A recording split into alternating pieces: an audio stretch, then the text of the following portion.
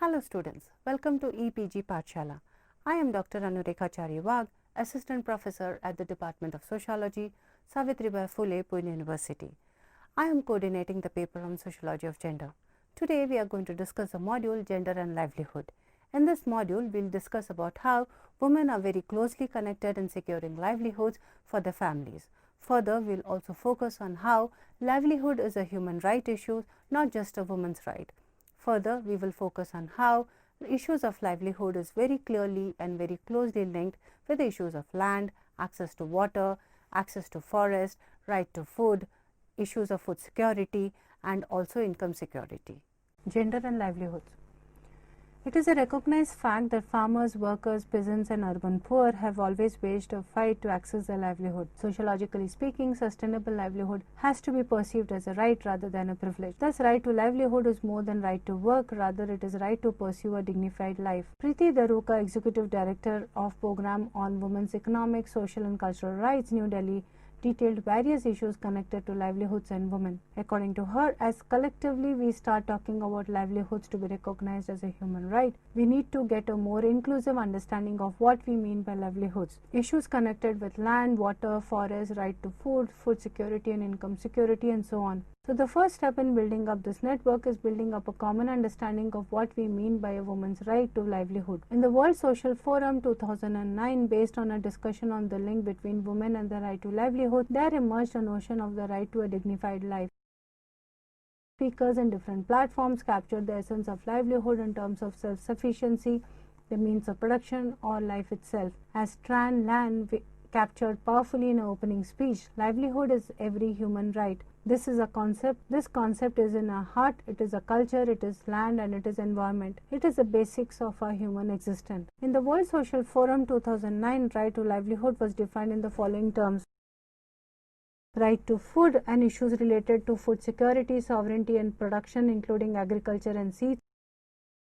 Access to and ownership and control over natural resources such as land, water and forest. Issues related to market where one would get space to trade goods and services and participation with adequate education, skills and access to credit. How does one conceptualize a gendered understanding of right to livelihood? Sen argues that women are active agents who contribute both to the productive and reproductive economy. Thus, a gender perspective refers recognizing that women stand at crossroads between production and reproduction, between economic activity and care of human beings, and therefore economic growth and human development.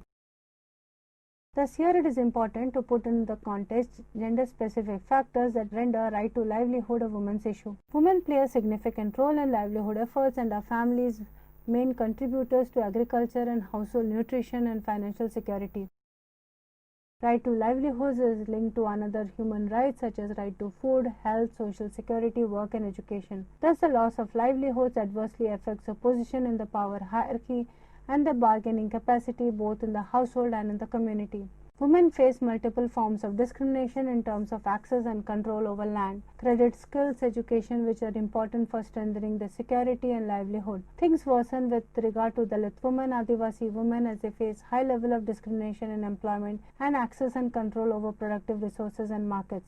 Policy interventions are limited and does not take into consideration the structural inequalities that frame women's lives, but are also framed in keeping in context a male breadwinner model. Such framing limits the potential of policies to strengthen the livelihood demands of the poor woman.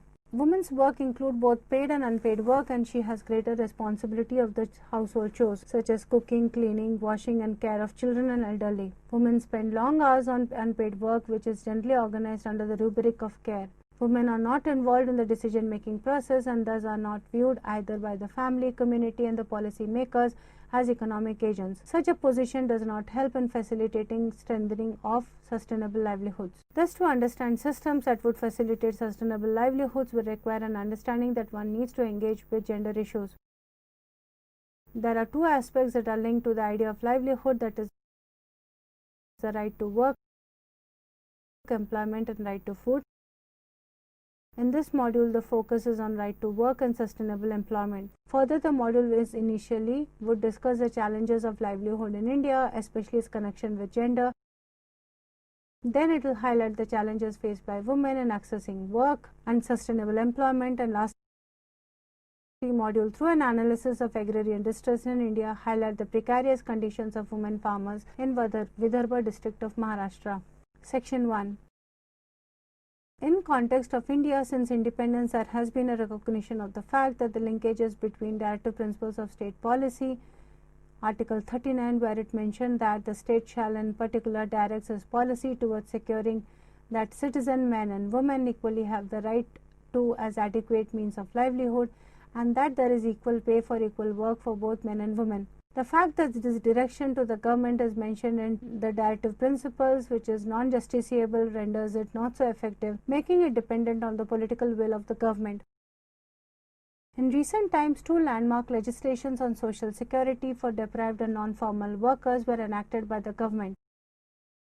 One, Mahatma Gandhi National Rural Employment Guarantee Act 2005, Manrega, and two, Unorganized Workers Social Security Act 2008. The aim behind these acts was to ensure minimum level of social security for the deprived, marginalized and non-formal workers. Kannan, in his analysis of the schemes, writes both the initiatives are limited by eligibility, coverage and benefits. In 2011, the government initiated a new poverty alleviation program to address the poverty and to strengthen the livelihoods of the rural poor. The program was named National Rural Livelihoods Mission, which was based on universal social mobilization and financial inclusion of the rural poor. The program focused on building confidence to develop self-employment among the poor, imparted skills, training and focused on nurturing strong SHGs. Krishna states that the National Rural Livelihoods Mission does not take into account multiple dimensions of poverty nor the wider context and causes of deprivation. It does not address continuous problem of sustainability of natural resource base and resource conflict. Again, these are aggravated by state policies. Further, NRLM is based on the idea of self-employment as the only way out of poverty, thereby institutionalizing the neoliberal perspective of viewing poverty as individual incapacity based rather than reflection of structural inequalities. Since 1990s, the livelihoods of the rural poor are being rapidly transformed. Global pressures and the opening up of economies have led to swift changes in the resource management systems and practices, thereby reshaping both traditional and modern institutions. The degradation of fragile ecosystems and displacement of communities affect poor women, children and elderly. Because of this, poor women across different communities and regions are particularly vulnerable because poverty and disempowerment by patriarchal gender-based institutions. Further, their conditions are worsened by the fact that in many cases women have to take care of household responsibilities and the family everyday survival on their own as men migrate to urban areas in search for better alternative employment. Agarwal states that in some cases poor women have formed collectives to strengthen the resources and asset base. Krishna cites Sainath, who writes that based on the latest 2011 census, women are the most stable rural labor because of distressed migration of male to urban areas in search of alternative employment. Thus, one can observe that in rural areas, women not only have to take responsibility of the household, but also take up paid work so as to ensure that they have steady, regular income. Thus, women's economic and livelihood needs are intertwined with the socio-political interests and strategies taken by men to deal with large-scale unemployment and agrarian distress. Adding to this, Krishna, efforts to ensure sustainable livelihood are undermined by the following reasons: patriarchal backlash, entrenched elite and caste oppression, male alcoholism, domestic violence against women, men's resistance to sharing domestic and caring responsibility, failing to address issues of conflict at community and household level undermines the sustainability of livelihood programs. Analyzing the challenges of securing livelihoods, Krishna, drawing upon the gendered understanding of citizenship, to argue that one needs to locate natural resource-based livelihoods in the wider context of development and link it with women's citizenship rights. She calls for a conceptual link between citizenship and livelihood so that women's productive rights are recognized so as to demand for a dignified life as political rights rather than as recipients of welfare. Critiquing the patronizing approach of the Indian state, Krishna demands for a right-based approach to livelihood. He argues for the need to recognize women's right to resources, the livelihood and employment strategies, and highlights the importance of the collective agency in achieving it. It is crucial for policymakers to recognize and take into cognizance the gendered nature of livelihoods as a development approach to livelihood is conceptualized as a means of gaining a living, including livelihood, capabilities, tangible assets and intangible assets. Based on research in the northeastern part of India, Krishna argues that given the ground situation of the food production system in northeastern India and the rest of the country, any assessment of food sustainability would be incomplete if gender indicators are not taken into account. Food and livelihood security cannot be engendered without addressing structural aspects of development. Any intervention cannot be grafted onto existing farming systems without sensitivity to the known social and ecological problems of agriculture. It is also a fact that though gender relations in some Adivasi tribal societies are relatively more egalitarian, but enormous changes are now taking place in the resource base and livelihoods. Thus, women's labor in subsistence crop, livestock and fish production contributes to family security. After establishing the need to conceptualize livelihood within a gendered framework and analyzing the challenges faced by poor women in India to secure access and stabilize livelihoods, we would now discuss briefly the challenges faced by women in particular to get access to paid work and employment opportunities. As mentioned in the introduction, right to work and employment is one of the core aspects of the right to sustainable livelihood. Section 2. Gender and access to work and employment. In the general debates about employment and sustainable livelihoods, there is little analysis of gender issues. The platform for action of the Fourth World Conference for Women identified equality of opportunity and treatment of women in employment as a critical area of concern. It also highlighted the inequalities in women's access to and participation in the creation of economic structures and policies. When we think about economic empowerment, we always think of it in terms of providing equal income opportunities, wages, collaborative decision making, etc. But seldom do we think about promoting and implementing gender equality in all aspects of work and our existing lifestyle. Despite some progress made over the last few decades in increasing women's labor force, participation and narrowing gender gaps in wages, gender equality in the world of work still remains an elusive goal. While millions of women have become successful entrepreneurs, women are still grossly underrepresented in the world's boardrooms. In particular, in the developing world, women continue to form a large majority of the world's working poor, on less income, and are more often affected by long-term unemployment than men. This is obviously due to the unjust and unequal patriarchal and institutional structures in a society that relegates women to the private sphere. So when they do step into the public sphere, they do not have the requisite skills to enter into the workforce. As a result, many of them enter into the unorganized sector, where they wage a different struggle against oppressive forces of their employers, who are generally male. In the organized sector, women who successfully break the glass ceiling in the workplace face the burden of a second glass ceiling, as they fail to get the same amount of respect from their employees by virtue of being a woman. Hence, she is not taken seriously or seen as capable of handling a superior post in comparison to their male counterparts. Also, when a large bulk of women enters into any profession, the value of the profession diminishes and those jobs are considered soft jobs.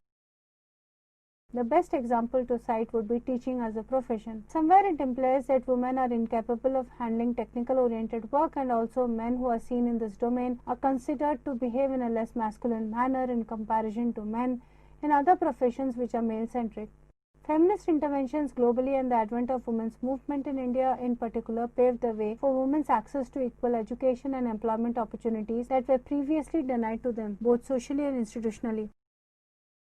Women began to be seen not as mere passive recipients of development projects and programs, but as active participants in the development schemes implemented by the developing nations. However, one must realize that although economic opportunities are crucial, it is not a sufficient precursor for gender equality or emancipation, partly because not all economic activity is empowering, and partly because additional measures are required to promote gender equality in other spheres, legal, political. The pursuit of gender equality is bound to be a complex process, since inequality is a multi-causal phenomenon linked to the intra-household decision-making processes and influenced by both market signals and institutional norms. Whilst access to economic activity is important in this pursuit, the key concern is to identify what forms of economic activity most enhance women's position and under what terms and conditions. Agarwal emphasized that effective and independent property rights were likely to be the single most critical contributing factor to women's economic well-being, social status, and political assertion.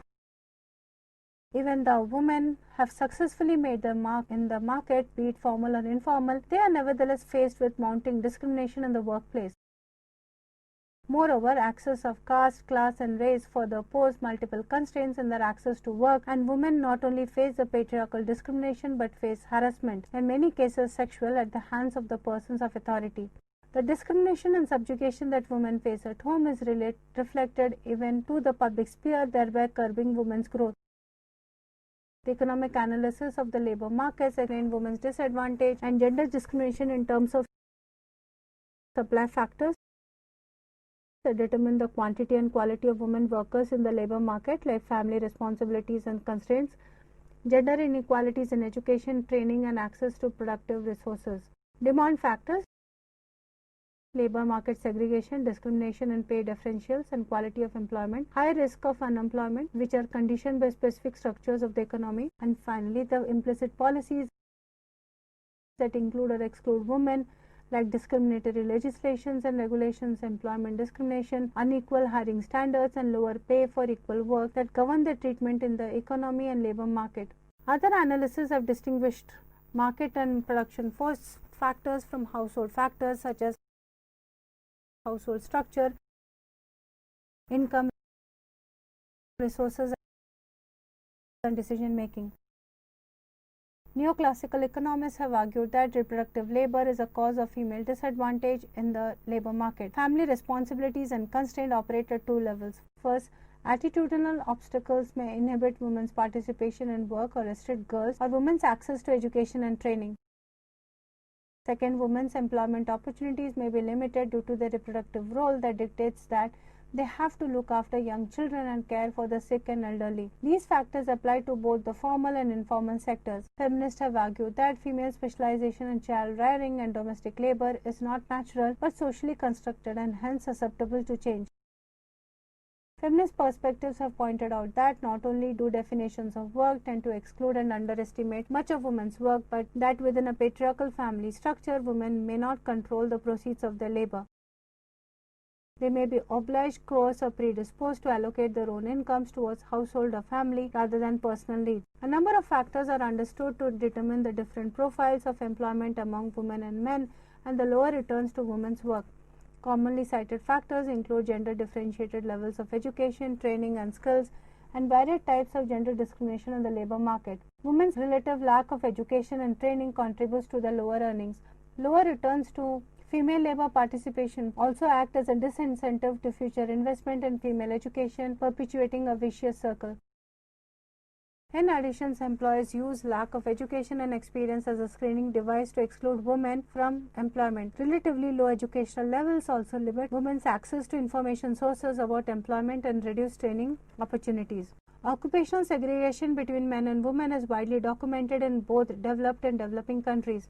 Women have narrower occupational choices compared to men. Female jobs are often related to perceived female characteristics such as patience, dexterity, caring, docility, or to traditionally female activities within the household such as cooking, cleaning, sewing, tending the sick, and personal services of various kinds. In general, female jobs tend to be lower paid, less skilled, less secure, and lacking in opportunities for upward mobility. There are thought to be institutional constraints and ideological factors which operate to exclude women from certain jobs. Employers may be reluctant to hire women because of the perceived higher rates of absenteeism, higher turnover, lesser human capital endowments, and higher costs, as well as for certain kinds of jobs deemed inappropriate for women. On the other hand, certain occupations may be considered female and employers specifically select women to do these jobs, as in garments and electronics manufacturing. Precise problems of segregation by gender differ from country to country. Discriminatory attitudes are reflected in the labor market regulations, where legislations exist in many countries prevent women from working in certain kinds of occupation, such as mining occupation requiring night shift. Employers often select between female workers using criteria not applied to men. that is age, marital status, number of children, appearance being the major factor affecting employers' attitudes towards employing women workers. Men's and women's career histories accordingly tend to diverge as a certain cycle. Events, marriage, age, children may lessen women's access to employment opportunities while they tend to increase men.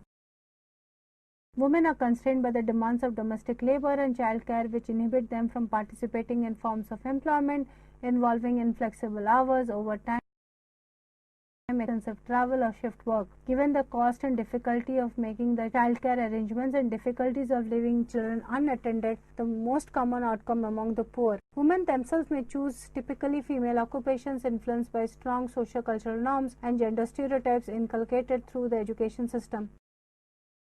In both developed and developing countries, a number of studies have confirmed that women earn on an average less than men.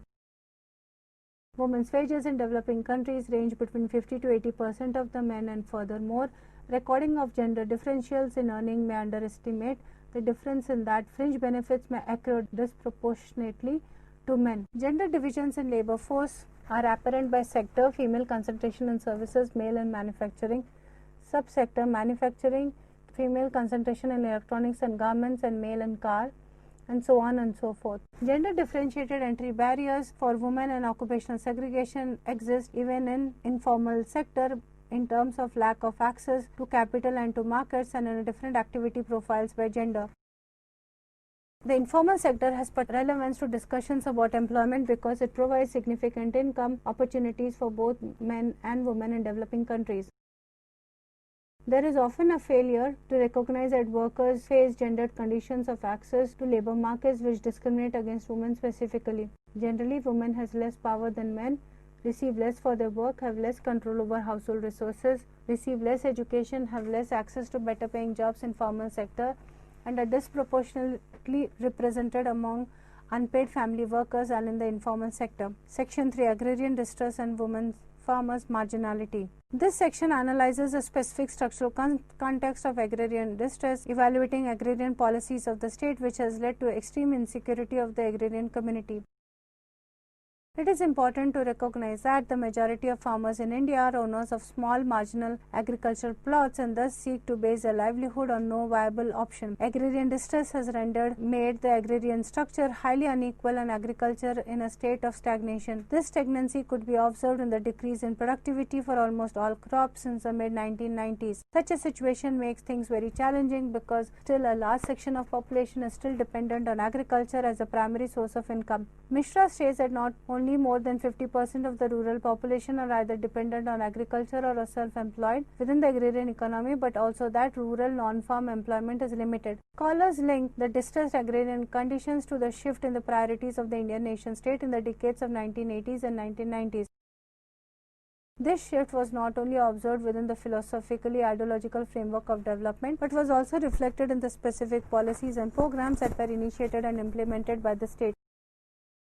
This was a significant change from the initial decades of post-independence India, when policymakers recognized that a majority of the Indian population depended on agriculture and it was defined as a primary sector. Unfortunately, though the political rhetoric was pro-poor, the policy environment was characterized by ad hoc populist and symbolic gestures that did nothing to change inequalities embedded within the agrarian economy. Failure of the land reform program in the 1970s and 80s and the success of Green Revolution in the 1980s fundamentally changed the way agriculture was practiced. The core of Green Revolution was based on increased productivity through the use of high-yield variety of seeds, which led to a phase of commercialization of agriculture, which was completely unsustainable.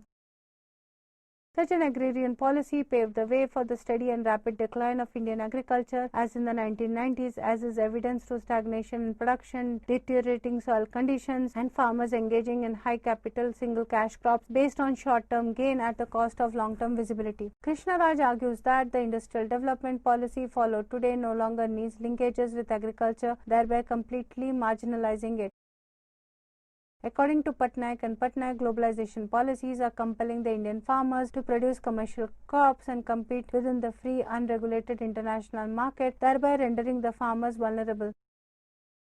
This weakened position of the farmers is further undermined by the weakening of the farmers' movement in India. Additionally, landholdings have become so fragmented that there is little scope for agricultural regeneration.